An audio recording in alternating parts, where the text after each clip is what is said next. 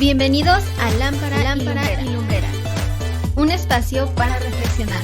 3, 2, comenzamos. Busquen en sus Biblias el capítulo 4 de la carta a los Efesios. Ya estuvimos considerando el capítulo 3. Algo de lo que veíamos en el capítulo 3, así muy breve, es que una de las palabras que se repite al menos unas 3 veces en el capítulo 3 es misterio. Y les decía que misterio no es otra cosa sino algo que Dios había dejado ver de una manera leve, es decir, no había revelado completamente, había dado ciertos indicios, como cuando hablaba de que también a los gentiles iba a llegar la salvación, y que podemos ver como aquí mismo en Efesios dice que se había propuesto reunir todas las cosas en Cristo. Y entonces son esos explicaciones que Dios nos dio a través de sus apóstoles, para que podamos nosotros ir comprendiendo de una manera más amplia los planes y propósitos que Dios ya se había determinado hacer, como pudimos ver también aquí en Efesios desde antes de la fundación del mundo. Otra de las cosas que veíamos también es el poder de Dios actuando en nosotros, que desde el capítulo 1 también menciona ese poder que levantó a Cristo de los muertos, se lo hizo sentar en lugares celestiales, sobre todo principado y potestad, y todo aquello que vimos, como el apóstol Pablo habla de ese poder tan grande, nos enseña que es un poder enorme.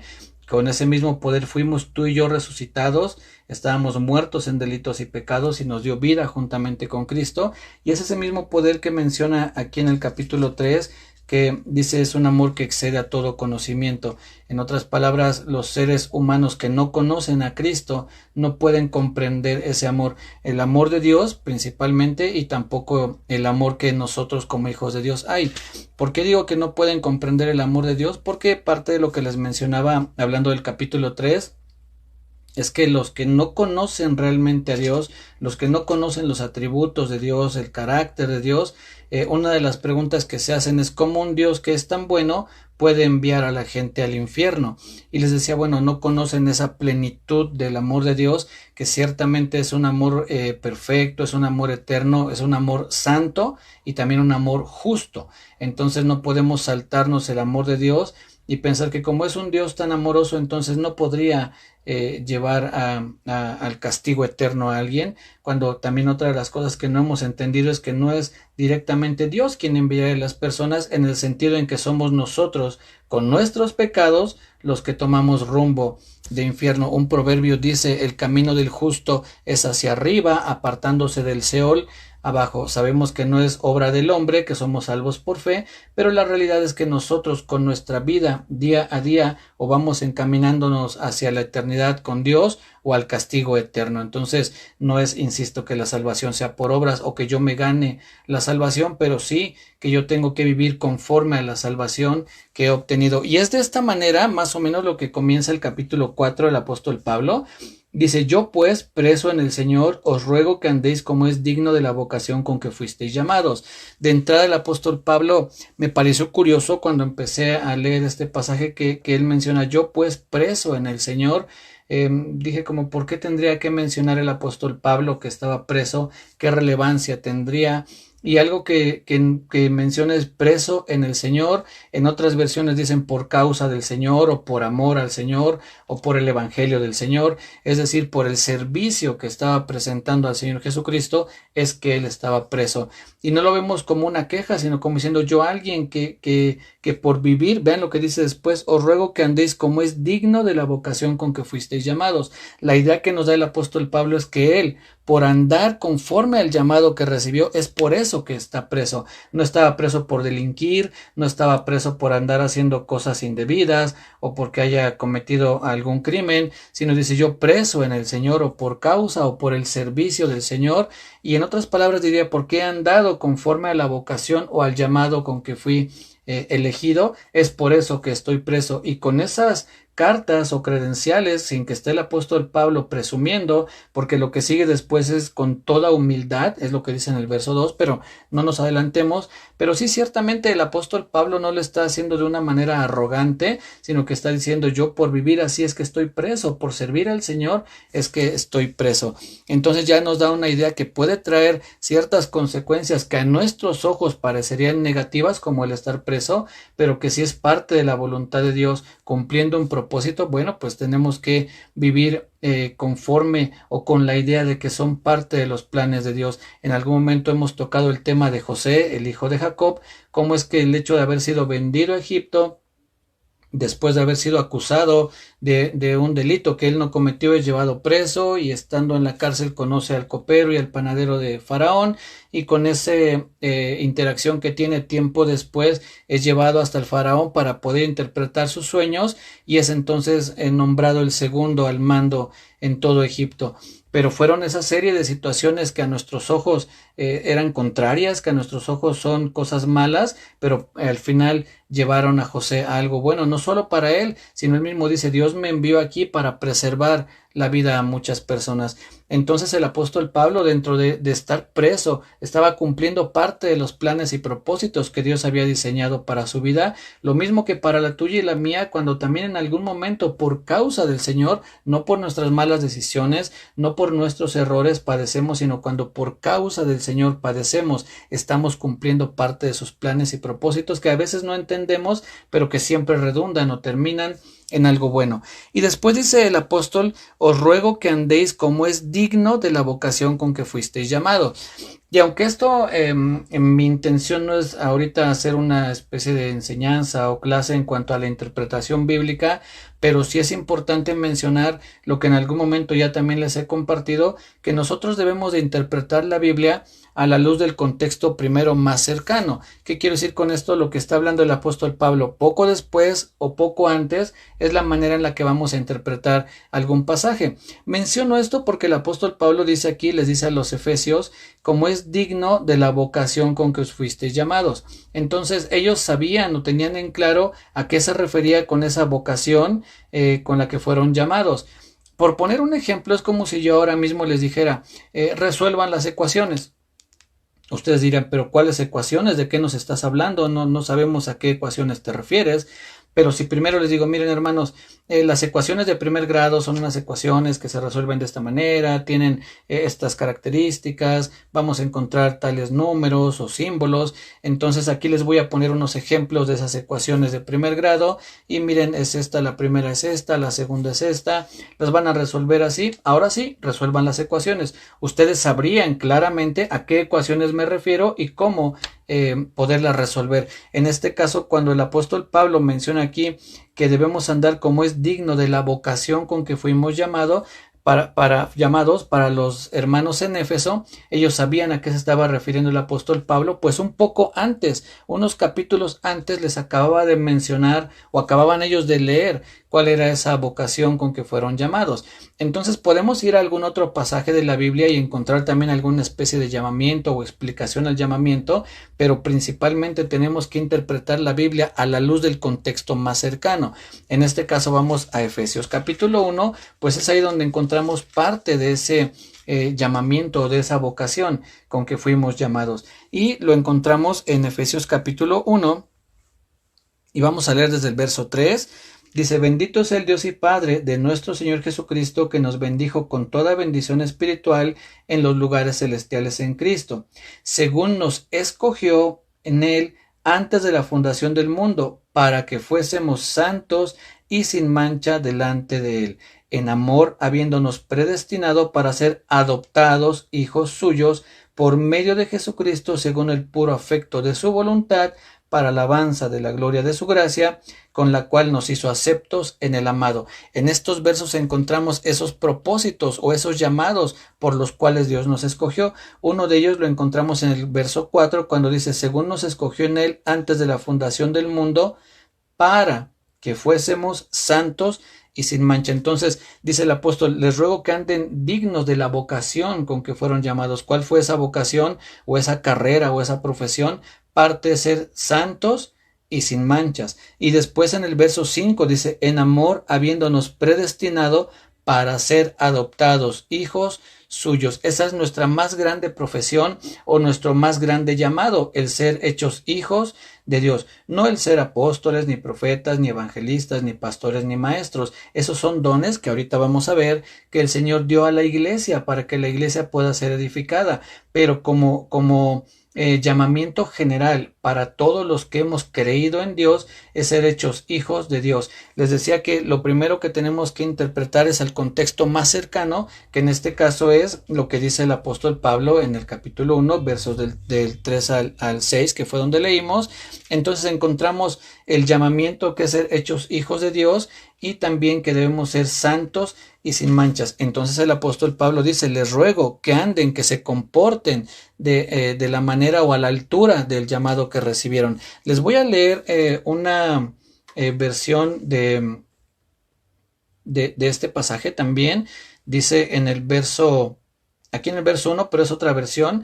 Dice: por esto yo, que estoy preso por la causa del Señor, les ruego que se porten como deben hacerlo los que han sido llamados por Dios, como lo fueron ustedes. Es lo mismo, solamente que con otras palabras. Vuelvo a leer: les ruego que se porten como deben hacerlo los que han sido llamados por Dios. En este caso, pues nosotros, los que estamos, los que hemos creído en el Señor, debemos de comportarnos a la altura o de la manera en que hemos sido llamados. ¿A qué hemos sido llamados? Principalmente a ser hijos de Dios, y un hijo de Dios debe de comportarse a la altura de un hijo de Dios, de no andar haciendo las cosas que un hijo de Dios no haría. Es cierto que en nuestra vida de repente puede haber tropiezos, puede haber situaciones que no se parezcan nada a lo que haría un hijo de Dios, pero que nos podemos levantar, arrepentirnos de esa situación y retomar el rumbo. Pero entonces la vocación con que fuimos llamados, esa profesión es ser hijos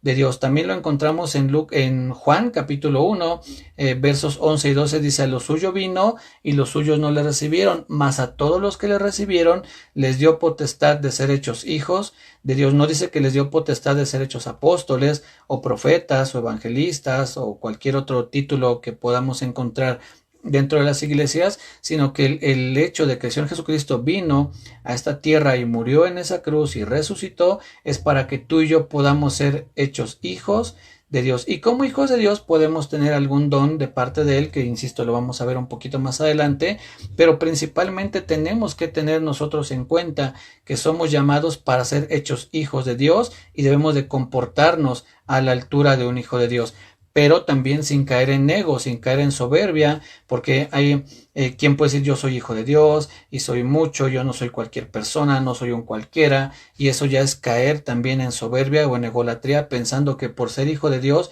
soy más que alguien. Es cierto que sí somos diferentes, somos ahora salvos por gracia, no porque tú y yo lo merezcamos, y entonces eso no nos capacita ni nos da el derecho de sentirnos más que nadie. Al contrario, debemos de ver con misericordia a las personas que no creen en Dios y no decir: yo no soy como aquella historia que cuenta el Señor Jesús. Dice: yo no soy como esos hombres pecadores, no soy ni siquiera como este fariseo, como este publicano. Dice el fariseo: yo no soy como este publicano, pues yo doy diezmo de todo lo que gano y ayuno 2 veces por semana. Ese hombre era un engreído, y dice la Biblia, el Señor Jesucristo dice: pues el otro bajó justificado antes que que se sentía mucho, parafraseando un poco lo que dijo el Señor, pero es la idea que Él quiere darnos. Entonces, aunque tú y yo somos hijos de Dios, debemos de comportarnos humildes. Por eso el apóstol Pablo lo siguiente que dice es: con toda humildad, lo dice en el verso 2, con toda humildad y mansedumbre. No se trata de creerme mucho, de que yo no soy como los otros, yo soy más, porque no, hermanos. Si nosotros somos diferentes es por Dios, es porque Él nos eligió, es porque Él nos santificó, es porque el Señor Jesucristo nos redimió. O sea, todo es por Él. Lo acabamos de ver cuando dice: para alabanza de la gloria de su gracia. Todo es para alabarlo a Él, no para sentirme más yo, no para sentirme yo el importante, el que si Dios me eligió es porque vio las grandes cualidades que había en mí. No, mis hermanos, a su pueblo Dios les dijo: yo no los escogí por ser alguien, sino por ser el pueblo insignificante en ese lugar. Es por eso por lo que yo los escogí, para engrandecer mi nombre, para que sea mi nombre alabado y engrandecido por causa de la elección, es decir, de que Dios pudiera hacer crecer a un pueblo tan pequeño, tan insignificante, tan reducido, tan mermado, y todo aquello que podamos nosotros decir del pueblo de Israel. Así era ese pueblo, y Dios engrandeció su nombre al de ese pueblo hacer una nación tan grande como lo fue en algún momento en tiempos del rey David, del rey Salomón, y que hoy Israel sigue siendo una nación pues poderosa a pesar de su territorio tan pequeño y de tantas circunstancias que han atravesado. Es una potencia mundial, pero es para engrandecer el nombre de Dios, para alabar el nombre de Dios. Lo mismo tu elección y la mía. Si fuimos elegidos por Dios no es para sentirnos más que nadie, sino para que con toda humildad y mansedumbre nos comportemos. ¿Qué significa humildad y mansedumbre? Bueno, me llamó mucho la atención la definición que hace el diccionario acerca de humildad. En cuanto a mansedumbre, dice que es ser alguien apacible y tranquilo. Eso es ser manso o tener mansedumbre, ser alguien apacible, tranquilo, no iracundo, no peleonero, no estar siempre buscando pleito y a ver a quién le digo sus cosas, sino mantenernos siempre apacibles y tranquilos. Pero humildad me llamó mucho la atención, pues dice que es alguien que no presume sus logros y que además reconoce sus fracasos y debilidades y actúa sin orgullo. Es un complemento. La humildad no solamente es, como dice al principio, no presumir los logros, sino además reconocer los errores. Es un complemento. Habrá quien pueda no presumir sus logros, pero tampoco reconocer sus errores, y es una persona a la que le hace falta humildad. Puede ser una persona que reconozca sus errores, pero que presuma sus logros. También es una persona falta de humildad. Una persona humilde ampliamente es aquel que no reconoce sus logros, que no anda presumiendo sus logros, y que sí reconoce cuando se equivoca, cuando comete un error, cuando tiene un fracaso. Esa es una persona humilde, alguien que actúa sin orgullo. Entonces es lo que tú y yo debemos hacer unas personas tranquilas, ser unas personas apacibles, y también que reconozcamos nuestros errores cuando nos equivocamos, y que no presumamos de nuestros logros. Eso es lo que hace una persona humilde. Podemos tener en mente también tal vez algunas personas que conozcamos que por una parte sí es cierto que no reconocen o no están presumiendo sus logros, pero que difícilmente reconocen sus errores, difícilmente reconocen cuando se equivocan, o personas que tal vez puedan decir, sí, me equivoqué, pero también he hecho esto, y he actuado de así, y he cometido lo otro, y yo he logrado aquello. Entonces, pues sí, reconoce que se equivocó, pero quiere como de alguna manera encontrar un contrapeso en sus logros, y eso no debe ser así. No debemos de comportarnos de esa manera, pues debemos de actuar de la manera en que fuimos llamados, que es ser hechos hijos de Dios. ¿Y cómo se comportó el Hijo de Dios, el Señor Jesucristo? Pues es nuestro máximo ejemplo, ¿no? Él nunca presumió de logros y virtudes, y obviamente él no cometió errores, pero si yo creo que si él hubiera cometido un error, lo habría reconocido. Él fue perfecto en todo lo que hizo, entonces en ese caso él queda excluido, pero sí debemos de entender, excluido en cuanto a reconocer errores, porque él no cometió ninguno, pero vemos cómo fue una persona manso y humilde. Él mismo lo dijo, aprended de mí que soy manso y humilde de corazón. Entonces debemos nosotros aprender de esa humildad y de esa mansedumbre. Tan manso, tan apacible, tan tranquilo, que se ciñó una toalla y comenzó a lavar los pies de sus discípulos. Así de humilde, así de sencillo, así de manso fue nuestro Señor Jesucristo. Él mismo dijo, yo no vine para ser servido, sino para servir. Es el más grande ejemplo de humildad y mansedumbre que podemos encontrar en toda la historia de la humanidad, y así debemos de comportarnos tú y yo. Entonces dice, con toda humildad y mansedumbre, soportándoos con paciencia los unos a los otros en amor. Aquí vamos a encontrar rápidamente 4 características de los hijos de Dios: humildad, mansedumbre, paciencia y amor. Dice, soportándoos con paciencia los unos a los otros en amor. El amor es el que debe de ser el impulso para soportar a mi hermano y hacerlo con paciencia, con tranquilidad, con una manera amable de tratarlos, porque sabemos que somos los seres humanos, todos los seres humanos tenemos áreas difíciles de amar. No hay un solo ser humano que pueda decir, no, yo hago todo bien, yo le caigo bien a todas las personas, yo a nadie le caigo mal. No, habrá personas a las que les podamos caer muy bien, pero también habrá personas a las que les podemos caer muy mal, a veces con razón y a veces sin razón, o con motivos o sin motivos. Hay veces que sí, nosotros damos motivos para caerles mal a las personas, y es por eso que hay personas que nos rechazan, a las cuales pues no les caemos muy bien, pero eso ya no depende de nosotros. Nosotros debemos de comportarnos de la mejor manera para que así, si las personas nos rechazan, sea como también en el caso del Señor Jesucristo, se cumplió en él esa profecía que dice: sin causa me aborrecieron. Él no les dio absolutamente ningún motivo para que lo aborrecieran. Si los fariseos y saduceos y todos ellos lo aborrecieron, es porque ellos inventaron cosas, es decir, torcieron lo que el Señor Jesús decía o hacía y lo rechazaron, lo aborrecieron, pero él no les dio ningún motivo para que lo aborrecieran. He escuchado de repente a Dante Gebel decir que el Señor Jesús de repente provocaba ciertas cosas para como que reaccionaran los fariseos, y él da a entender, Dante Gebel da a entender como que él hacía eso y eso fue causa de que lo aborrecieran, pero eso contradice claramente lo que la Biblia enseña: sin causa me aborrecieron. Es cierto que el Señor Jesús hizo cosas que los fariseos rechazaron, pero él no lo hizo por provocarlos, porque entonces habría actuado de una manera pues inadecuada al Señor Jesús. A mí me parece que él hacía lo que el Padre le pedía que hiciera, así fuera en sábado o en lunes o en martes o en el día que fuera, pero recordemos que un choque continuo que tuvo con los fariseos era porque el Señor Jesús, decían ellos, que quebrantaba el día de reposo. Entonces ellos encontraron esa especie de tropiezo en el Señor Jesús, pero no es que él se los haya dado, él estaba cumpliendo la voluntad del Padre. Entonces tengamos cuidado con esas enseñanzas que pueden parecer pues bíblicas, incluso hasta de ánimo, no sé cómo decir, pero que no encuentran un respaldo bíblico, y me atrevo a decir incluso que llegan a ser antibíblicas, pues contravienen lo que la Biblia claramente dice: sin causa, sin motivo me aborrecieron. Él no les dio motivo para aborrecerlo. Así nosotros no demos motivo, y si la gente nos aborrece o nos rechaza, que sea por, como dice el apóstol Pablo: soy preso pero por el Señor, no para andar haciendo cosas malas. Si la gente nos aborrece, nos rechaza, que sea por el servicio, por el amor al Señor, y no porque nosotros seamos personas difíciles, que andemos metiéndonos en la vida de otros, que andemos haciendo cosas indebidas, hablando mal de la gente, que andemos haciéndole maldades a los demás. Pues sí, con causa nos van a aborrecer, con toda razón nos aborrecerían, pero tú y yo tratemos de andar en mansedumbre, en humildad, soportándonos, dice también aquí, con paciencia y en amor, que el amor sea siempre lo que envuelva nuestra forma de actuar.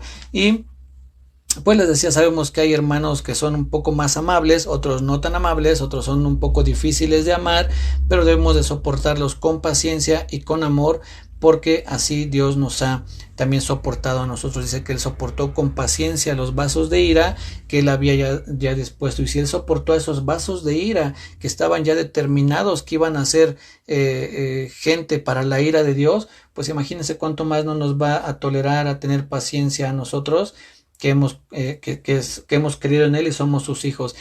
Algo de lo que yo continuamente le agradezco a Dios, de verdad, yo le agradezco muchas veces a Dios, es la paciencia que ha tenido conmigo. El Señor, muchas gracias por tu paciencia, porque yo he fallado, me he tropezado, he caído, me he alejado, y de repente vuelvo y aquí estoy otra vez y te busco, y al rato otra vez me desanimo y me alejo y ahí estoy y regreso, y yo puedo sentir como el Señor me ha recibido nuevamente. Le digo: Señor, gracias, muchas gracias por tu paciencia, porque cualquier otra persona ya me hubiera botado hace muchísimo tiempo, pero tú has sido muy paciente conmigo, y de verdad que le agradezco a Dios, porque estoy lejísimo de ser perfecto y mucho menos de sentírmelo. Para nada me siento perfecto. Yo sé que cometo errores, que fallo, pero agradezco mucho la paciencia de Dios.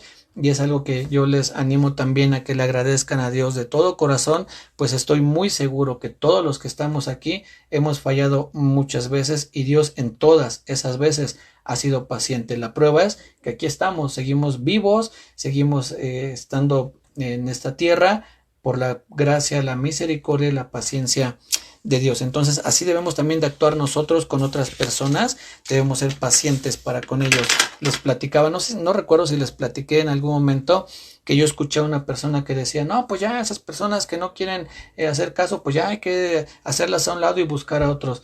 Y yo conozco a esta persona, conozco un poco de lo que en algún momento vivió, y sé que personas estuvieron orando para que regresara al camino, y no oraron 1 o 2 meses, oraron por años. Esta persona se había alejado de los caminos del Señor, y gente estuvo orando para que volviera, y volvió, y pasó mucho tiempo entre que oraron y volvió. y yo pensaba, ¿cómo se nos olvida tan rápido que hubo personas que estuvieron orando para que regresara al camino? Y de buenas a primeras dicen, no, pues aquellos que no quieren ya deséchenlos. Dije, ¿qué habría pasado si lo mismo hubiesen pensado aquellos que estuvieron orando para que esta persona regrese y a los 2 meses no regresó? No, ya deséchenla, ¿sabes qué? No quiere regresar, ya que se quede fuera. No, hubo paciencia para orar y orar y orar hasta que Dios respondió las oraciones y volvió a los caminos del Señor. Así es que nosotros debemos ser pacientes con aquellas personas, no olvidándonos que Dios ha sido paciente con nosotros, ¿sí? Entonces, bueno, sigamos leyendo. Dice el capítulo 4, verso 3, solícitos en guardar la unidad del Espíritu en el vínculo de la paz. Fíjense que dice solícitos en guardar, no en solícitos en hacer o crear la unidad. Nosotros no podemos crear una unidad porque somos seres caídos, imperfectos, porque siempre o comúnmente tenemos problemas, dificultades con otras personas, pero sí debemos de estar solícitos, es decir, listos, ansiosos, dispuestos a guardar la unidad que ya Dios nos dio por medio de su Espíritu, pero que ahora tú y yo debemos de estar listos o dispuestos a guardar o a mantener esa unidad. Dice solícitos en guardar la unidad del Espíritu en el vínculo de la paz. ¿Cuál es ese vínculo? Es decir, ¿cuál es lo que va a amarrar, lo que va a unir o los que nos va a mantener unidos? Pues es la paz que hay entre nosotros. En otra porción de la Biblia dice que busquemos siempre la paz, procurar la paz los unos con los otros.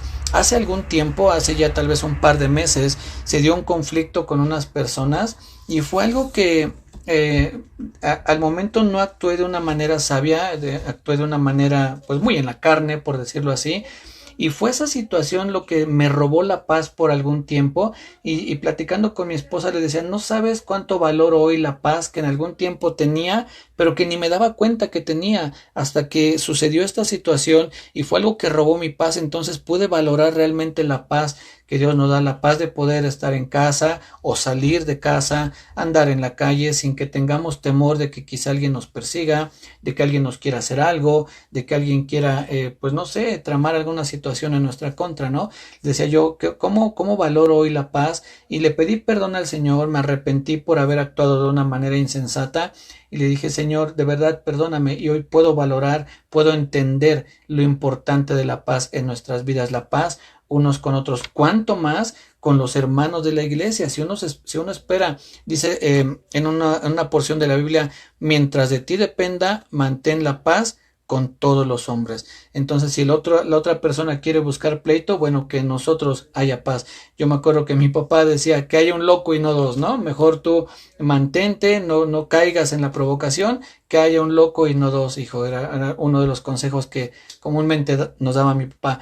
Entonces es algo pues muy real que mientras de nosotros dependa mantengamos la paz con todos, pero cuánto más con nuestros hermanos, cuánto más con la gente cercana a nosotros debemos de procurar esa paz. Y aunque suene contradictorio, hay veces que si el hermano es una persona difícil, a veces guardar la paz es alejarnos de él, darle su espacio, darle su tiempo, dejarlo que Dios vaya tratando en su vida. Y si una manera de guardar esa paz es distanciarme, pues creo que es lo correcto también. No es siempre estar ahí, no, es que él tiene que aprender la paz y yo me acerco y yo sé que tiene algo conmigo, pero voy y lo saludo, a mí no me importa, yo quiero guardar la paz. No, hermanos, estamos siendo provocadores, tenemos que ser sabios también en nuestra manera de conducirnos. Y si yo noto que entre mi hermano y yo hay alguna situación que no checa del todo, pues mejor mantengo mi distancia. No es que no lo ame, no es que no procure su bien, sino que yo sé que es mejor alejarme un poquito, y conforme el Señor vaya tratando con los dos, tanto con él como conmigo, entonces en algún momento la situación que nos separaba será quitada y podremos estar más unidos en este vínculo de la paz, ¿sí? Entonces también es uno de los consejos que nos da aquí el apóstol Pablo, o el Espíritu Santo por medio del apóstol Pablo. Verso 4, un cuerpo y un espíritu. Así como un cuerpo está unido todo y ese cuerpo tiene un espíritu que lo hace estar vivo, dice un cuerpo y un espíritu, como fuisteis también llamados en una misma esperanza de vuestra vocación. Recordemos que esa gran esperanza que tú y yo tenemos, la principal esperanza en este sentido, es que tú y yo seamos salvos, que estemos toda la eternidad junto a nuestro Dios y no en un castigo eterno. Y nos une esa misma esperanza que viene por medio de un Señor, que es el Señor Jesucristo. Es Él en el que hemos encontrado la esperanza de la salvación. Una fe no se refiere a la fe para recibir o algo así, sino más bien a la fe que profesamos. ¿Cuál es esa fe que profesamos? Que nos hemos arrepentido de nuestros pecados, que el Señor Jesucristo perdonó esos pecados, que ha venido su Espíritu a nuestra vida para comenzar esa transformación. Es la fe que nosotros profesamos, ¿sí? Tenemos un Señor, una fe, es decir, una creencia, una doctrina. Después dice un bautismo. Estoy leyendo el verso 4. En el 5, un Señor, una fe, un bautismo. Verso 6, un Dios y Padre de todos, el cual es sobre todos y por todos y en todos. Nos habla de la omnipotencia y omnipresencia de Dios. Él es en todos y por todos y en todos. Y así como está ahorita con nosotros en esta reunión, está si algunos hermanos en otra ciudad o en otro país o incluso en otro continente tienen una reunión ahora mismo, también Dios está con ellos, está por ellos y está en ellos, así como en nosotros. Entonces tenemos esa unidad en ellos, en el Padre, el Hijo y el Espíritu Santo. Aquí podemos ver de una manera clara la Trinidad. Dice en el verso 4, un cuerpo y un Espíritu. Después dice un Señor y después en el verso 6 dice un Dios y Padre de todos. Ahí vemos claramente mencionada a la Trinidad, al Espíritu Santo, que lo menciona en el verso 4, al Señor Jesús en el 5 y al Padre en el 6. Entonces ellos están unidos, así tú y yo debemos estar unidos. El Señor Jesucristo lo dijo, para que ellos sean uno, así como tú y yo, oh Padre, somos uno. Así debemos estar unidos también nosotros. Y en el verso 7 dice el apóstol Pablo, pero a cada uno de nosotros fue dada la gracia conforme a la medida del don de Cristo, por lo cual dice, subiendo a lo alto, llevó cautiva la cautividad y dio dones a los hombres. Y eso de que subió, ¿qué es? Sino que también había descendido primero a las partes más bajas de la tierra.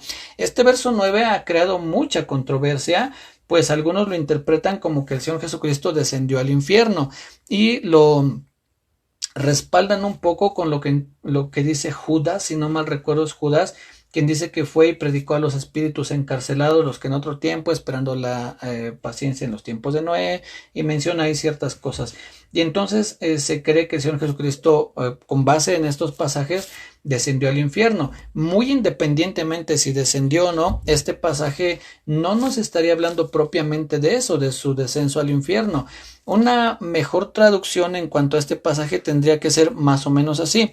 Y eso de que subió, ¿qué es? Sino que primero descendió a las partes más bajas, a la tierra.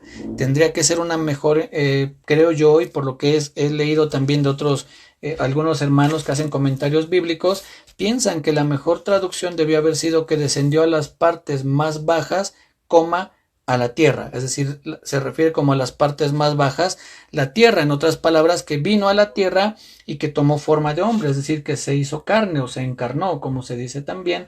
Entonces, de otra manera diría, ¿y qué es eso de que subió al cielo? Sino que primero vino a la tierra, eso es lo que podríamos entender de una mejor manera, y que llevando cautiva la cautividad dio dones a los hombres. Dice en el verso 10, y el que descendió es el mismo que también subió por encima de todos los cielos para llenarlo todo, que es lo que veíamos al final del capítulo 1, que el Señor Jesucristo es la plenitud, o la iglesia es la plenitud de aquel que todo lo llena en todo, y aquí lo vuelve a mencionar el apóstol Pablo, el Señor Jesucristo llena todo. Él descendió a la tierra, llevó cautiva la cautividad. Podemos entender que eso de que llevó cautiva la cautividad es a los principados y potestades y demonios a los que él venció, y a los que ellos cautivaban ahora fueron cautivos. Es una manera de interpretarlo. Otros hay quien dicen que se refiere a que nosotros que éramos cautivos fuimos liberados y entonces fuimos llevados con él. Son algunas maneras de interpretarlo. No hay mucha claridad, pero la realidad es que sí, que hoy tú y yo somos libres y que el diablo está vencido. Eso es una realidad, que sus demonios fueron exhibidos y derrotados públicamente y tú y yo somos salvos. Eso sí es algo real, de eso no hay duda. Y después dice en el verso 11, y él mismo constituyó a unos apóstoles, a otros profetas, a otros evangelistas, a otros pastores y maestros, con el fin de perfeccionar a los santos para la obra del ministerio, para la edificación del cuerpo de Cristo. Y bueno, mencionar cada uno de los ministerios que aquí cita el apóstol Pablo, apóstoles, profetas, evangelistas, pastores y maestros, pues nos va a llevar un buen tiempecito y ya nos queda poco más de un minuto para que acabemos, así que esto lo consideramos la próxima semana. Estaremos viendo la función de los apóstoles, profetas, evangelistas, pastores y maestros, para que tengamos presente qué es lo que hace cada uno, cuáles de ellos están vigentes, cuáles ya no están vigentes, porque podemos entender que hay algunos ministerios que no están en función, o al menos en la función que tenían en aquellos tiempos, hoy ya no están a ese mismo nivel, si podemos decirlo así. Pero eso lo vemos la próxima semana. De cualquier forma, primeramente Dios, nos saludamos el próximo martes. Cuídense mucho, que Dios les bendiga y que tengan un bendecido fin de semana.